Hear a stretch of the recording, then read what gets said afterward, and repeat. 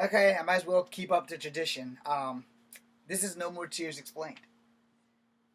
Alright, a lot of us men, as of last month, Mental Health Awareness for Men was last month.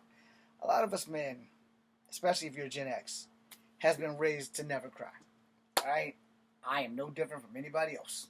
I was always told, and please don't take this the wrong way if you're a member of the alphabet community, I'm going to say it the way it's supposed to be said, and you're not going to like it. But I'm here, and I'm sorry, so do not take this offensively. As a young kid being forced to fight, I was always told that I'm only allowed to cry 2 times in my lifetime. When I'm first born and when a family member dies. That's it. If I'm hit in the face, I'm not supposed to cry. If I'm punched in the chest, I'm not supposed to cry. I'm supposed to man up, take that shit. Well, that was never a problem, being that I've been forced to fight since I was 6 years old. I was also told that if I cried, I would be a sissy, or a faggot, or a punk, or a bitch. So, unless somebody died, I never cried. I've missed out on so much life just by not crying. And if you don't cry, you might actually become insane. So you should probably cry every now and again. The most that I've cried in my life is when people have passed. When my surrogate father, Rick Shiflett, died, I cried my ass off because I had to be the one responsible for him leaving this world. Let me explain that before y'all go thinking that I murdered somebody. No. His cousin and I, and the rest of the family, we had to make a decision on whether we keep him on a machine or we pull the plug. Shout out to my surrogate father, Rick Shiflett. We knew that he didn't want to be living on a damn machine. And there was no way that he could recover. So we pulled the plug.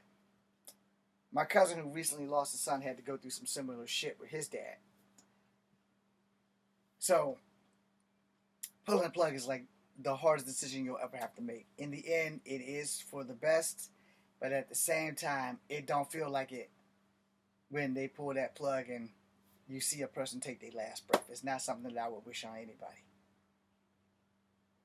If you have never held a person's hand as they left this world, I pray you never have to. So just keep that in mind. I was raised not to cry. I was too scared, too homophobic that I would be gay. I'm not gay. I'm not homophobic. I don't find trans women to be my flavor. Alright? I'm not into lady boys, but I love Asian women. I have no problem with the alphabet community playing sports. I honestly think that they should be able to play sports. But since the world is prejudiced against the alphabet community, we got millions of dollars in sports.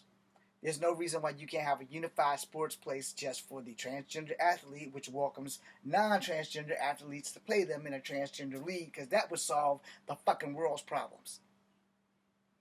And unfortunately, most rape victims are raped by straight men. Most children are molested by straight men or straight women. Most straight women that molest children are teachers. Most straight men that molest children are teachers. Just not in the educational field. 9 times out of 10, it's probably the kung fu teacher or a gym teacher or a coach. We've had a lot of those cases. I've had to deal with them while getting my degree in police science and criminal justice. So yeah, there's a grooming thing. But this isn't about any of the things I just mentioned. This is about me and why there's no more tears.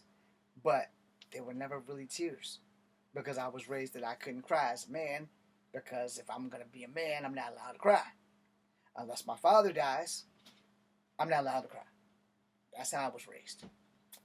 So the song No More Tears kind of threw me back to that point in my life where I was not allowed to cry. I wrote the song because I still weep for the life that I could have had everybody just got the fuck out my way. Been grown when they had babies with men versus boys. So again, no more tears.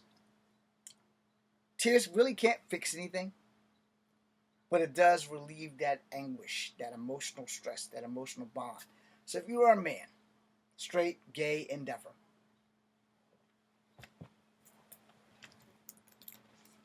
I question this to you. And I demand it.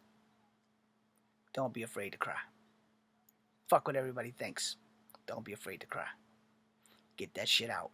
Because holding it in makes you worse than me. And I've held it in for years. No More Tears was because I've held it in for years. Don't fight your emotions. Embrace them. They are a part of you. As much as you like being a man, as much as you like being macho. Raise our kids better. Make it normal for men to cry. Not just when they're in pain. Not just when someone dies. Make it normal. I don't have kids, but you do. Do the right thing. Don't repeat the cycle that was given to us.